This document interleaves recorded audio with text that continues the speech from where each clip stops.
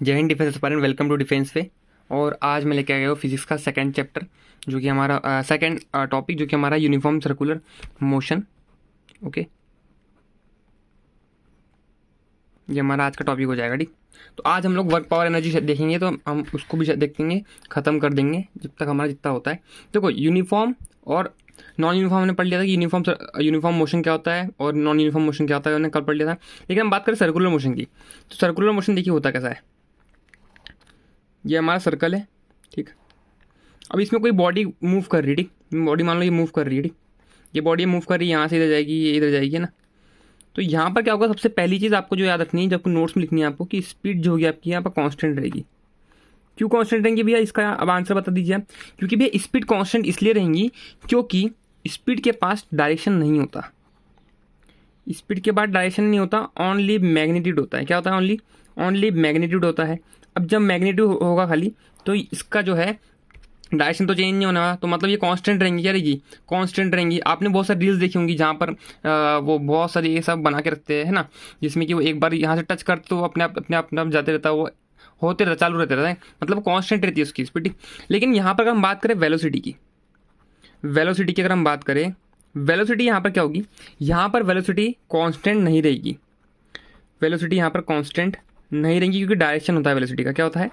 Velocity का आपका direction होता है, तो यहाँ पर ये वेलोसिटी कांस्टेंट नहीं रहेगी। वेलोसिटी हाँ, अब रहेगी कैसे, मैं आपको एक चीज़ दिखाता हूँ। ये रहेंगी टेंजेंशियल टू सर्कल। ये हो गया जैसे कि यहाँ पर है ना, तो यहाँ पर इसकी ऐसी हो जाएगी, यहाँ पर इसकी ऐसी हो जाएगी, यहाँ पर इसकी ऐसी हो जाएगी, है ना, और यहाँ पर इसकी ऐसी हो जाएगी। तो ये टेंजेंशियल होती है। क्या होती है? टेंजेंशियल टू द पाथ, आपका सर्कुलर पाथ है कि नहीं, डायरेक्शन, अगर हम डायरेक्शन की बात करें, ठीक। तो अब भैया ये आपने कैसे बताया? देखो, एक काम करना, जैसे आप कभी देखना, आप कभी आप एक रस्सी लेते हो ना, रस्सी, जैसे रस्सी इतनी बड़ी रस्सी, ठीक, इसमें पत्थर लगाना, ठीक, उसको गोल घुमाना। जब वो ऐसा गोल घुमाऊंगा, तब ऐसे घूमेंगी, है ना, घूमेंगी। अब एकदम से आपने सडनली उसको रोक देना, मतलब एकदम से रोक देना, देखना आपके मुंह पे लगेंगी एकदम से, मतलब अंदर आएंगी। क्यों अंदर आएंगी? क्योंकि उसकी जो वेलोसिटी की डायरेक्शन है ना, वो अंदर रहती है, टेंजेंशियली। क्या रहती है? टेंजेंशियली अंदर रहती है, मतलब अंदर इन द सेंस टेंजेंशियल रहती है, अंदर नहीं बोल रहा, टेंजेंशियल रहती है। मतलब ये जैसे मान लो आप कुछ घुमा रहे हो, तो ये इधर जा रहा है तो इधर जाएगा, यहाँ से इधर जाएगा, यहाँ से इधर जाएगी। ये वेलोसिटी आपकी टेंजेंशियल रहती है। टेंजेंट क्या होता है? टेंजेंट, जैसे ये सर्कल है तो इस पर कोई लाइन पास कर रही है, तो ये क्या होगा? टेंजेंट हो गया। यहाँ से ये 90 डिग्री बनाता है, ठीक, 8 वाले बच्चों को बता रहा हूँ। तो ये हो गया टेंजेंट आपका, ठीक, ये हो गया टेंजेंट हो गया, ठीक। सर्कल से जो लाइन पास करती है ना, उसको जो परपेंडिकुलर काटती है उसको टेंजेंट बोलते हैं, ठीक। अब बात करें हम एसिलरेशन की बात करें हम लोग, तो एसिलरेशन कैसा होता है? तो देखो, ये हमारा है सर्कुलर मोशन, ठीक, स्पीड कांस्टेंट होती है, ये आपकी वेलोसिटी हो गई। यहाँ पर इस पॉइंट पर वेलोसिटी किधर हो जाएंगी? इधर हो जाएंगी। इस पॉइंट पर वेलोसिटी किधर? इधर हो जाएंगी, ठीक। ये हो गई टेंजेंशियल। इसके परपेंडिकुलर होता है एसिलरेशन, ये अंदर, इनसाइड, ये ऐसा। इनवर्ड्स, इसके अंदर जो इनवर्ड्स होता है, क्या होता है? एसिलरेशन कभी भी अगर आप पूछ लेंगे, क्वेश्चन पूछेगा, तो एसिलरेशन होता है इनवर्ड्स, और आपका जो वेलोसिटी होती है वो टेंजेंशियल होती है, ठीक। इनवर्ड होता है एसिलेशन, ठीक है। देखो, एक अंदर एक फोर्स लगता है जिसको हम बोलते हैं सेंट्रीफ्यूगल फोर्स, जो कि ये 12th का चैप्टर, 12th का मतलब है, जो कि एक कैसा होता है? सेंट्रीपिटल फोर्स जो होता है ना, सेंट्रीपिटल फोर्स, एक अंदर लगता है सेंट्रीपिटल फोर्स। अंदर कौन सा लगता है? सेंट्रीपिटल फोर्स लगता है। इसको बैलेंस करने के लिए एक लगता है इधर सेंट्रीफ्यूगल फोर्स, एक इधर लगता है सेंट्रीफ्यूगल फोर्स, इधर अंदर लगता है सेंट्रीपिटल फोर्स, ठीक है। ये बैलेंस करने के लिए लगता है सेंट्रीफ्यूगल, कुछ होता नहीं है, इसको हम सूडो फोर्स भी बोलते हैं, ठीक। तो इतना आपको डीप में नहीं जाना है, आपको इतना याद रखना है कि वेलोसिटी कांस्टेंट होती है, नहीं होती है। कांस्टेंट नहीं होंगी तभी एसिलेशन आएगा ना भैया, सिंपल सी बात है। जब कांस्टेंट हो जाएगी तो एसिलेशन कहाँ से आएगा? कांस्टेंट नहीं होंगी तो एसिलेशन आएगा, चेंज इन, क्योंकि वेलोसिटी एसिलेशन होता है, अंदर लगेगा एसिलेशन, और ये टेंजेंशियल लगेंगे, ठीक। अब हमारे जो न्यूटन भैया है, इनको बहुत चूल मची थी, और ये बैठे थे पेड़ के नीचे, जहाँ इनको एप्पल गिरते हुए दिखा, इनके टकले पे एप्पल गिर गया, ठीक। तो इन्होंने यहाँ से मोशंस, लॉ ऑफ मोशन से कुछ नियम दिए, न्यूटन्स लॉ ऑफ मोशन। तो पहला लॉ है, क्या है पहला लॉ? क्या बोलते हैं हम? बोलते हैं लॉ ऑफ इनर्शिया। क्या बोलते हैं? इनर्शिया लॉ भी बोलते हैं पहले को। और फर्स्ट लॉ देखो, मैं एकदम शॉर्ट में समझा रहा हूँ, क्योंकि अब क्या है, बहुत जल्दी हमको कवर करना पड़ेगा, ये नहीं। तो इनर्शियल लॉ या फिर लॉ ऑफ इनर्शिया या फिर फर्स्ट लॉ क्या कहता क्या है? कि किसी बॉडी, कोई भी बॉडी जो कि रेस्ट में है या मूविंग है, वो तब तक वैसी ही रहेगी। मतलब कोई बॉडी अगर रेस्ट में है तो वो रेस्ट में ही रहेगी, और कोई बॉडी अगर मूव कर रही है तो वो मूव ही करेगी, अनटिल अनलेस इस पर कोई एक्सटर्नल फोर्स ना लगे। समझ रहे क्या बोल रहा हूँ मैं? एक्सटर्नल फोर्स ना लगे। मान लो मेरा हाथ ऐसा है, ठीक, मान लो मेरा हाथ ऐसा है, अब मान लो इधर से आके किसी ने झापड़ मार दिया, अभी हाथ झापड़ मार दिया हाथ के ऊपर, तो ये हाथ हिल जाएगा। तो जब तक किसी ने झापड़ नहीं मारा तब तक ये ऐसे ही था, है कि नहीं। तो मैं वही बोल रहा हूँ कि एक ऐसे ऑब्जेक्ट, फिर वो ऑब्जेक्ट ऐसा नहीं कि खाली रेस्ट में, ऐसा नहीं, रेस्ट में है तो रेस्ट में ही रहेगा, मूव कर रहा है तो मूव ही करेगा, अनटिल अनलेस जब तक कोई एक्सटर्नल फोर्स इसके ऊपर ना लगे। जैसे ही एक्सटर्नल फोर्स लग गया तो ये अपना वो सब चेंज कर देगा, ठीक। तो यही हमारा होता है लॉ ऑफ इनर्शिया। देखो इतने शॉर्ट में समझा दिया मैंने लॉ ऑफ इनर्शिया, ठीक। अब सेकंड है हमारा आता जो है वो आता है सेकंड लॉ, सेकंड लॉ, ठीक, सेकंड लॉ। तो सेकंड लॉ क्या होता है, अब देखो सेकंड, अब in the sense second law होता है हमारा F is equals to ma। भैया ये क्या है, ये होता है force is equals to mass into acceleration, मतलब फोर्स का फॉर्मूला देता कौन है, सेकंड लॉ देता है। होता क्या है, जैसे कि हम क्या करते हैं, देखो जैसे कि मान लो मैं एक एनसीईआरटी का एग्जांपल उठा लूँ, ठीक है। जैसे कि मान लो मैं टेबल टेनिस खेल रहा हूँ, ठीक, आप यहाँ पर हो और मैं यहाँ पर हूँ, ठीक, और यहाँ बीच में टेबल है, ये बीच में टेबल है, आपने यहाँ से बॉल मारी, छोटी सी बॉल है, ठीक, मेरे को आपने मारी तो शायद मेरे को लगेंगे, ठीक, मतलब आपने धीरे से मारी, ज़्यादा उनकी नहीं मारी, धीरे से मारी तो शायद मेरे को लगेंगे। लेकिन क्रिकेटर अगर 6 मारे और वो जाके कमेंटेटर को लग गया, बहुत जम के लगेगा, बहुत पॉसिबिलिटी कि उसको बहुत जम के लगेंगे, ठीक। क्योंकि हाँ, अब जैसे कि मान लो कोई ट्रक है, ये ट्रक यहाँ पर खड़ा है, बस रोड पे खड़ा है, अब कोई आके मान लो इससे टकरा है तो उसको ज़्यादा जम के लगेंगी, या फिर ट्रक सिर्फ 10 की स्पीड में ही क्यों ना हो वो किसी के ऊपर से चल जाए तो उसमें ज़्यादा लगेंगी। सिंपल सी बात है, यहाँ ज़्यादा लगेंगी। क्यों ऐसा लग रहा है, क्योंकि यहाँ पर मोमेंटम चेंज हो रहा है। अब मोमेंटम क्या होता है भैया, मोमेंटम होता है मास इंटू वेलोसिटी। क्या होता है, पी से डिनोट करते हैं मोमेंटम को, किससे करते हैं, पी से डिनोट करते हैं मोमेंटम को। मोमेंटम क्या होता है, मास इंटू वेलोसिटी। इसकी यूनिट क्या है भैया, तो यूनिट आपकी हो जाएंगी, मास की क्या होती है केजी, और इसकी क्या होती है मीटर पर सेकेंड। तो केजी मीटर पर सेकेंड बोल सकते हैं, केजी मीटर इनवर्स सेकंड, है ना, ये बोल सकते, ये इसकी यूनिट हो जाएंगी, क्या हो जाएंगी, ये इसकी हो जाएंगी आपकी यूनिट हो जाएंगी, ठीक। हाँ चलो, तो अब भैया आपका ये एम में आता कैसे है, तो ये आपको डेरिवेशन ध्यान में रखने की जरूरत नहीं, लेकिन फिर भी मैं आपको बता दूं कि एम में आता कैसे है। देखो कभी भी जब आपका मोमेंटम चेंज होता है, देखो एक क्वेश्चन आता है, पता है आपको, पिछला सीरीज में क्वेश्चन आता है कि एक बॉल जब हम कैच करते हैं ना, जब हम बॉल कैच करते हैं तो जब कैच करते हैं तो ऐसे हाथ पीछे क्यों कर लेते हैं, जब बॉल कैच कर रहे हैं हम, हमारा हाथ जो ये बॉल है, ये बॉल हम अभी हमारा ये इंसान है तो ये हाथ पीछे क्यों कर लेता है, क्योंकि ये मोमेंटम को शिफ्ट करता है। क्योंकि अगर हाथ ऐसा कभी एक काम करना, कैच जब आएगी ना आपको, जैसे मान लो जैसे कैच आई, ठीक, अपना हाथ आगे करके दिखना है, बहुत जम के लगेंगे आपको, है कि नहीं, तो पीछे क्यों करते, ताकि आपका जो मोमेंटम है वो शिफ्ट हो जाए, मतलब थोड़ा मोमेंटम आपको क्या दे, आपको यहाँ पर सपोर्ट दे बॉल पकड़ने का। ऐसा नहीं कि लगेंगी नहीं, थोड़ा बहुत लगता है यार, है ना, कैच पकड़ोगे तो, लेकिन सपोर्ट करता है मोमेंटम, ठीक। तो चेंज इन मोमेंटम क्या होता है, पी से डिनोट करते हैं, तो P2 माइनस P1, क्योंकि हमने देखो डेल्टा पी को ले सकते हैं, डेल्टा पी को ले सकते हैं P2 माइनस P1, तो P2 माइनस P1, ठीक। अब P को ले सकते हैं M V minus M U. देखो मास तो कांस्टेंट रहता है। अब इनिशियल वेलोसिटी मान लो पहले, जैसे कि मान लो ये एक बॉल है, ये एक बॉल है, इसका कुछ मास है, इसकी कुछ वेलोसिटी, इसकी कुछ मास है, इसका कुछ वेलोसिटी है, ठीक। ये वी बी और ये एम ए, हाँ ये जब इससे टकराएगी तो इसकी जो है, ये जो है अपना मोमेंटम शिफ्ट कर लेगा, ठीक। मतलब पहले जो उसका मास, पहले जो अभी आपको आगे पढ़ाऊंगा काइनेटिक एनर्जी होती क्या है, ठीक है। तो पहले का जो मोमेंटम है और बाद का जो मोमेंटम है उसको हम चेंज बोलेंगे, ठीक। तो कैसा होता है P2 माइनस P1, तो क्या हो जाएगा MV माइनस MU, ठीक। अब इसी को, ये क्या होगा, हमारा चेंजिंग मोमेंटम हो गया। अब इसी को रेट ऑफ चेंजिंग मोमेंटम कर दिया जाए, तो रेट ऑफ चेंजिंग मोमेंटम क्या हो जाएगा, तो इधर एक काम कर दीजिए, ठीक। अगर हम क्या कर दे इसको, अगर हम कर दे rate of change in momentum, मतलब मोमेंटम, ठीक। तो ये क्या हो जाएगा, ये हो जाएगा m तो कांस्टेंट रहेगा, ठीक। ये क्या हो जाएगा V2 माइनस V1 बोल सकते हैं, या U बोल दो, कोई दिक्कत नहीं, ठीक। और ये हो जाएगा T।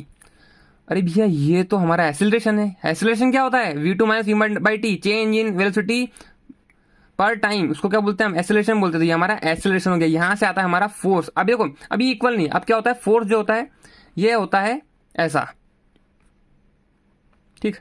अब ये प्रोपोर्शनलिटी हटा देता है, ये मास जो है ना ये प्रोपोर्शनलिटी के लिए आता है। जैसे फोर्स जो होता है ना ये एक्सेलरेशन के कांस्टेंट होता है, ठीक। तो अब ये जो क्या, जैसे कि ये जैसे फोर्स है, ठीक, तो ये क्या हो जाएगा, change in momentum, rate in change in momentum, मतलब M1 V2 minus V1 by T के प्रोपोर्शनल में आता है, तो ये हो जाता है M इंटू ए। या आपको बस इतना याद रखना, ठीक। आपको ये डेरिवेशन याद नहीं रखना है, 12th की चीज़ है, इसमें आपको फालतू अपना टाइम वेस्ट नहीं करना है, क्योंकि आपको क्वेश्चन नहीं आने वाला, लेकिन फिर भी समझा दिया मैंने जैसा तैसा था, ठीक। तो आपका ये सेकंड लॉ भी आ गया, ठीक है, सेकंड लॉ भी आ गया। और देन हमारा थर्ड लॉ क्या होता है, थर्ड लॉ हमारा ये होता है, थर्ड लॉ इंपॉर्टेंट है क्योंकि सबसे ज़्यादा क्वेश्चन यहीं से बनते हैं। थर्ड लॉ क्या होता है कि each and every action has equal and opposite reaction. मतलब भैया, मतलब ये कि आप एक मारो हम दो मारेंगे मतलब ये कि कोई भी एक्शन जो हम कर रहे हैं उसका हमको अपोजिट रिएक्शन मिलेगा। जैसे कि आप दीवार पे बहुत जम के हाथ मारो, आपने दीवार पे बहुत जम के हाथ मारी, अब जितने जम के हाथ मारी ना उतने जम के दीवार आप पे फोर्स लगाएगा। मान लो यहाँ पर दीवार है, यहाँ पर आपने हाथ मारा या आपने मुक्का मारा, ठीक, डिचूम ये मार दिया, अब दीवार आप पे फोर्स लगाएगा, जो जितना फोर्स आपने इस पे लगाया ना उतना ही फोर्स आप पे लगाएगा और आपको बहुत जम के लगेंगी। होता है ना ऐसा? हाँ, ये होता है। अब आपको इसके एग्जांपल बता दे रहा हूँ मैं, कौन से एग्जांपल जो इंपॉर्टेंट है, ठीक। जैसे मान लो एक बोर्ड पर है, ये क्या कर रहा है, ये बोर्ड पर है, ठीक है, ये क्या है, बोर्ड पर है। तो आपने बोर्ड पर, यहाँ पानी है, ठीक है, आपने छलांग लगाई बोर्ड से, तो आपने जितना बोर्ड पे प्रेशर एक्सर्ट किया आपको उतना प्रेशर बोर्ड एक्सर्ट करेगी, तो आप ऊपर जाओगे और कूदोगे और यहाँ से छलांग मारोगे। एक ये हो गया एग्जांपल। एक हो जाता है हमारा, आपको कौन सा एक और याद करा जाए तो रहा ये बुलेट फायरिंग वाला है ना, कि अगर आप बंदूक से कोई भी गोली मारते हो, ठीक, तो आप क्यों बोलते हो कि कंधे पर रखना चाहिए आपका वो जो है, ये जो नीडल के पास का जो होता है, इस कंधे पे क्यों रखना चाहिए? क्योंकि अगर कंधे पे नहीं रखा, आपने मुंह के सामने रखा, गोली यहाँ से निकलेगा, इसका रिकॉइल होता है पीछे, रिकॉइल होता है पीछे, तो वो पीछे रिकॉइल होता है, तो वो आपको जो बंदूक है ना आपके मुंह पर बहुत जम के पड़ेंगे, इसलिए आपको कंधे पर रखना पड़ता है बंदूक, क्योंकि वहाँ न्यूटन का थर्ड लॉ लगता है, ठीक है। ये एग्जाम्पल्स कुछ है, ये आप क्वेश्चन के थ्रू कर लेंगे, कोई बड़ी बात नहीं एग्जाम्पल करना, है ना, कोई बड़ी बात इसमें नहीं है। जैसे कि एक कौन सा एग्जांपल होता है कि बस में आप खड़े हो, है ना, बस में आप खड़े हो, अब क्या है, एकदम सडनली क्या हो गया, आपको क्या धक्का, बस ने ब्रेक मारा, आप पीछे चले गए, एकदम से पीछे चले गए, तो ये थर्ड लॉ का नहीं, ये थर्ड लॉ का नहीं होगा, ये होगा फर्स्ट लॉ का।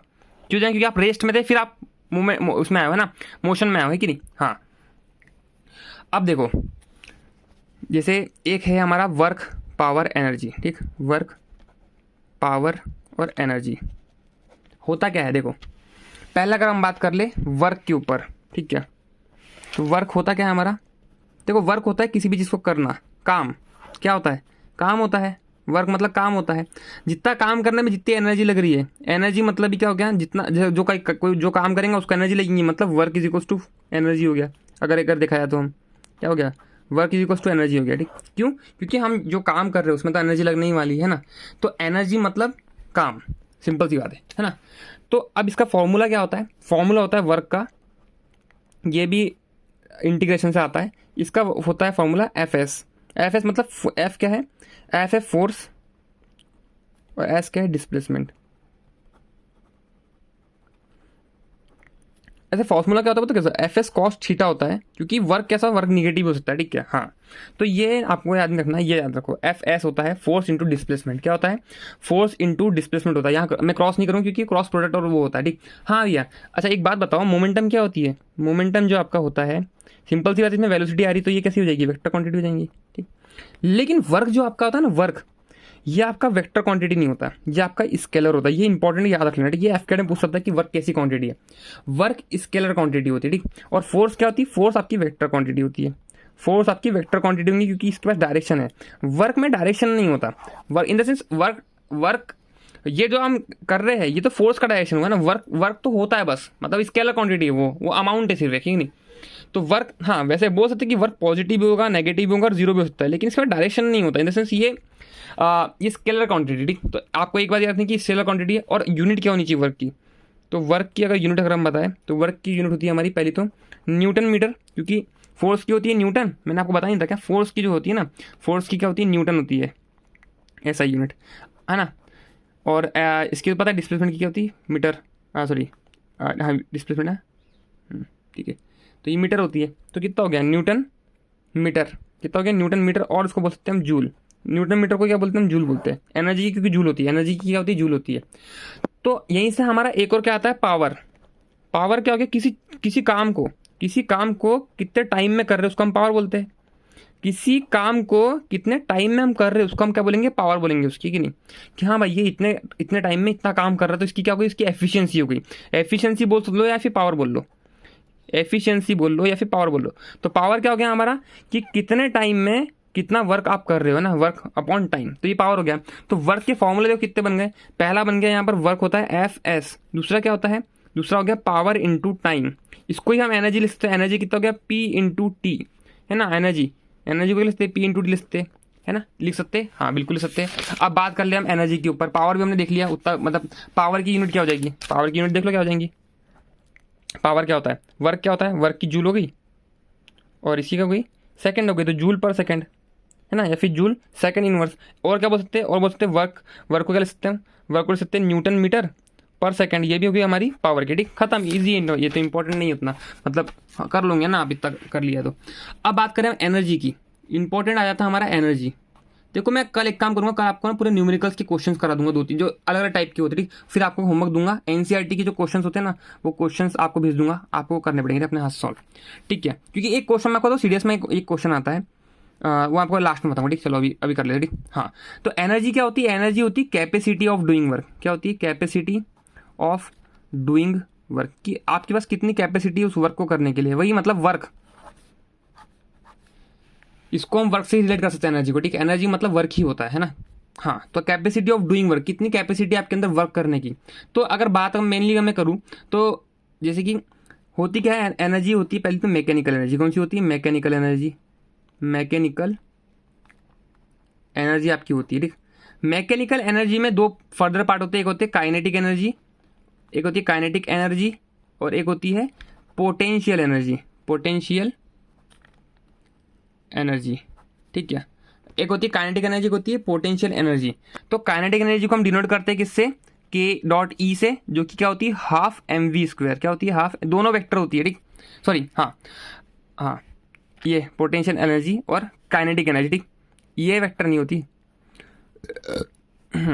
ठीक है। तो अब ये जो काइनेटिक एनर्जी है, काइनेटिक एनर्जी, इसका formula half M V square, ये कब होगी, जब बॉडी मोशन में होगी, बॉडी इन मोशन, क्योंकि यहाँ वेलोसिटी सिंपल से वेलोसिटी कब होगी, जब बॉडी मोशन में होगी तभी वेलोसिटी होगी।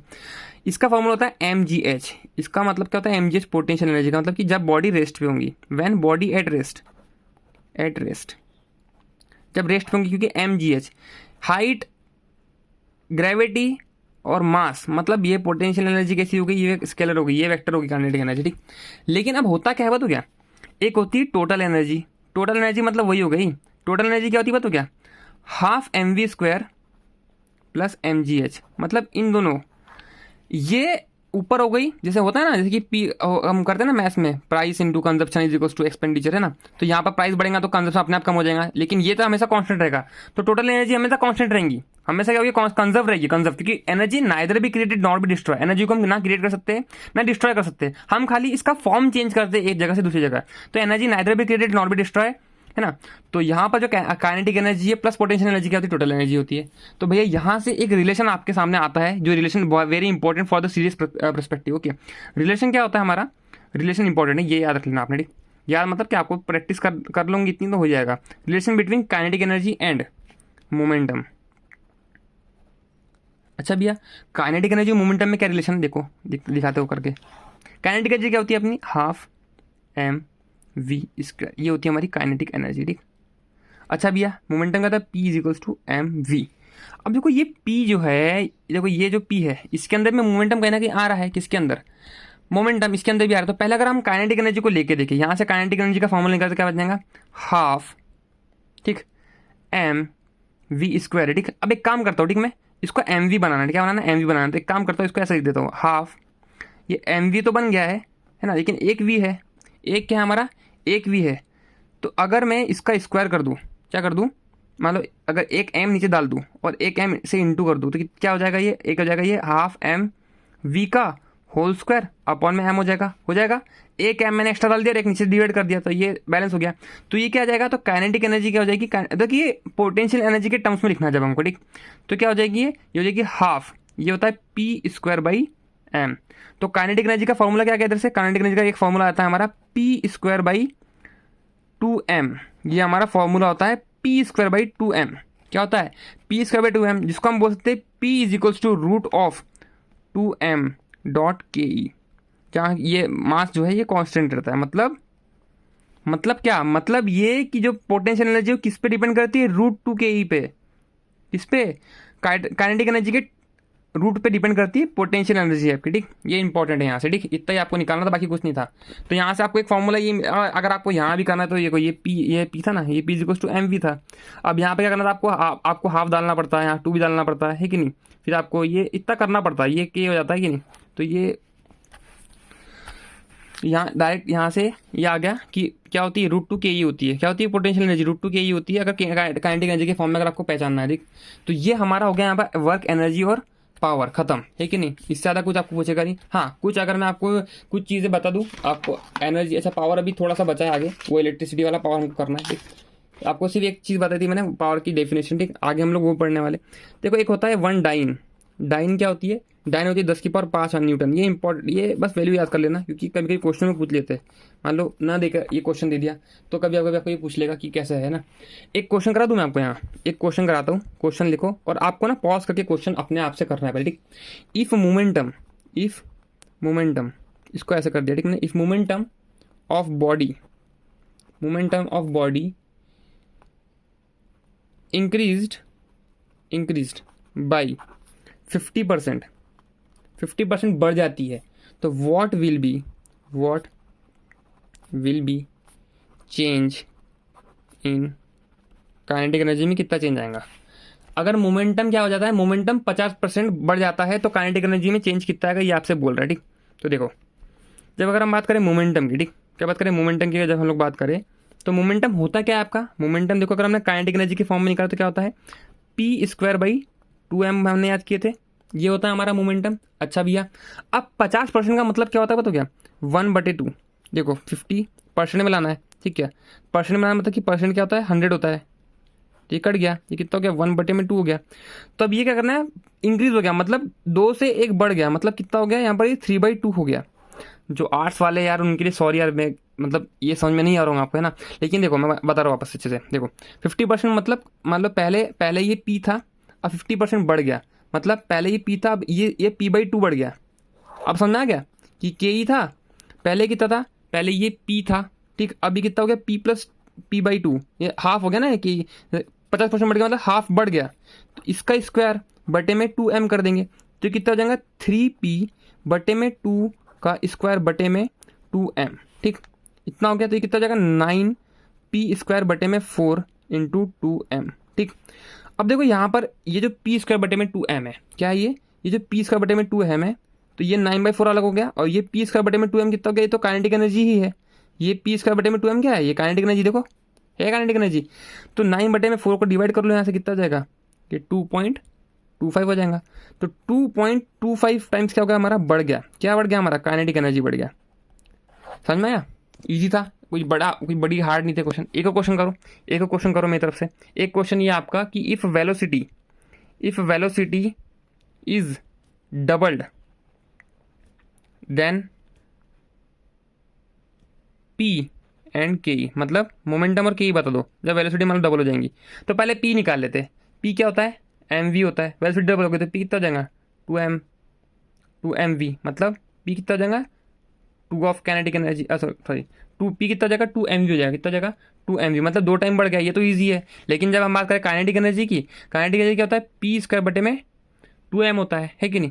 अच्छा, यहाँ पर हाफ mv², v बड़ा है तो ये कितना हो जाएगा, हाफ m, ये कितना हो जाएगा 2, डबल बोल दिया, डबल होता है कि 2v, तो ये कितना हो जाएगा, ये हो जाएगा 2v का स्क्वायर, कितना हो जाएगा 4v²। देखो ये 4, इसको 4 को अलग कर दो, ये देखो ये 4 को अलग कर दोगे कितना हो जाएगा, हाफ mv² बचेगा, और 4 अलग आ गया, मतलब 4 टाइम्स बढ़ जाता है आपका वेलोसिटी। काइनेटिक एनर्जी आपकी 4 टाइम्स बढ़ जाती है और मोमेंटम आपका 2 टाइम्स बढ़ जाता है, ठीक।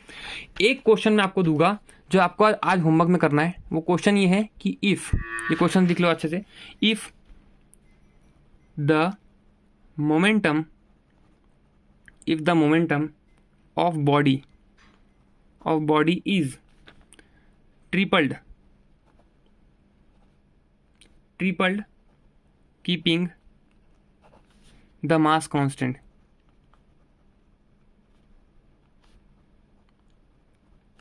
its kinetic energy। ये क्वेश्चन आपको करना है, देखो अच्छे से देख लो क्वेश्चन, ये आपका होमवर्क है। मैं आपको एक क्वेश्चन समझा रहा हूँ अभी। एक क्वेश्चन आया था हमारा CDS में, ठीक, मेरे को अभी तक याद नहीं अच्छे से, मैं आपको वो कल क्वेश्चन कराऊंगा, ठीक। जैसे ये गोला है जिसका जो डायामीटर है वो 100 दिया है, कितना दिया है, डायामीटर कितना दिया है, ये डायमीटर दिया है आपका 100, ठीक है ना। अब ये बोल रहा है कि एक बंदा है, मान लो एक बॉय है जो कि 30 सेकंड में एक चक्कर पूरा करता है। कितना? एक चक्कर पूरा करता है 30 सेकंड में। तो बताओ, अब यहाँ पर आपका क्वेश्चन है कि 3 मिनट में कितना करेगा, 3 मिनट में कितनी डिस्टेंस ट्रेवल करेगा, ठीक। और 5 मिनट में कितनी डिस्टेंस ट्रेवल करेगा, और 45 सेकंड में कितनी डिस्टेंस ट्रेवल करेगा। देखो मैं बता दो कैसे करते हैं। देखो पहला 30 सेकंड में एक पूरा राउंड, मतलब कि ये पूरा 30 सेकंड में एक राउंड ने कंप्लीट कर लिया। तो इसका डिस्प्लेसमेंट, आप डिस्टेंस तो फिर डिस्टेंस अगर मैं बताऊँ तो डिस्टेंस कितना हो जाएगा इसका, ये कितना है, ये 100 है यहाँ से यहाँ तक, तो 200 हो जाएगा। डिस्प्लेसमेंट, ठीक है, यहाँ पर डिस्टेंस तो निकाल लूँगा यार तुम लोग, कोई बड़ी बात नहीं। डिस्प्लेसमेंट निकालो, ठीक। डिस्प्लेसमेंट देखो 3 मिनट के लिए ये 30 सेकंड, फिर ये 60 सेकंड, है ना, 60 सेकंड हो गया। फिर अब ऐसे ही 60 सेकंड, अब ये कि 3 मिनट मतलब 180 सेकंड होता है, मतलब 60 का 3 बार और मतलब आपका डिस्प्लेसमेंट ले दे के 0 ही होने वाला है। तो ये 3 मिनट में भी 0 हो जाएगा आपका डिस्प्लेसमेंट, आपका 5 मिनट में भी 0 हो जाएगा। लेकिन जब 45 सेकंड की बात करते हैं ना, तो देखो 30 सेकंड मतलब आपका यहाँ से पूरा यहाँ तक आपका आ गया 30 सेकंड। अब 45 सेकंड आपको चलना है और 15 सेकंड चलना है, मतलब 30 तक पूरा, तो आधा कितना हो जाएगा, 15 हो जाएगा। तो अब यहाँ तक चले, मतलब कितना चले आप, 100 ही चले, तो आपका डिस्प्लेसमेंट कितना हो जाएगा, 100 हो जाएगा। ये इतना फुद्दू सा क्वेश्चन था सीडीएस के अंदर। आप आज जाना 2020-21-22 का क्वेश्चन है, पहले इसका शायद, वहां पर एक क्वेश्चन दिया, मैं कल आपको क्वेश्चन कराऊंगा, ठीक। तब तक के लिए एक क्वेश्चन दिया, इसका आंसर कल बताना, कमेंट सेक्शन में आप इसका आंसर बताओ, ठीक। जब तक के लिए जय हिंद।